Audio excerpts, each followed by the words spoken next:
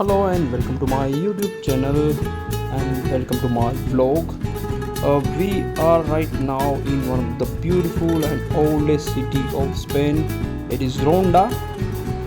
ये जो सिटी है it is situated in province of Malaga और ये जो सिटी है इसकी ड्रामेटिक सेटिंग यानी कि हिल टॉप के ऊपर है और यहाँ से एक ब्यूटीफुल गोर्ज क्रिएट होता है.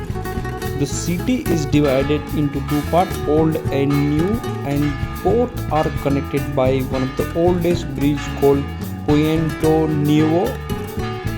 और ये सिटी का जो हिस्टोरिकल बैकग्राउंड है वो काफ़ी ह्यूज है. बट अगर आप जानोगे तो स्पेन में जो बुल फाइटिंग है वो काफ़ी फेमस है और काफ़ी फेस्टिवल में ये यूज़ करते हैं. तो जो ये बुल फाइटिंग है इसकी जो बहुत प्लेस है ये रोंडा सिटी है. And also the bull ring, यहाँ पे आपको बुल रिंग भी एक देखने को मिलती है. One of the oldest bull ring है. तो bull ring and bull fighting का इतिहास जो बहुत है यही जगह से जुड़ा हुआ है. And the history is very significant of Ronda city. It was inhabited by Celts, Romans and Moors. So basically this ruler had impacted more of architecture and culture of the city. You can see many streets which have character of Moorish and Romanic.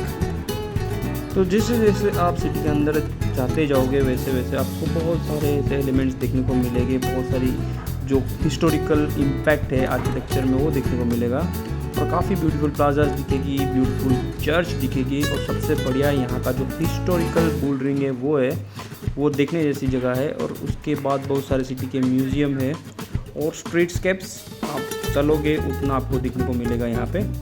तो ये काफ़ी beautiful city है. यहाँ पे जो टूरिज़्म है वो काफ़ी कम अमाउंट में आता है. तो आप अगली ट्रिप में अगर स्पेन जा रहे हैं तो ये सिटी को इंक्लूड कर सकते हैं. तो आगे आपको दिखाता हूँ ये टाउन कैसा है. बने रहे वीडियो में और लाइक सब्सक्राइब और शेयर ज़रूर कीजिए. Thank you so much.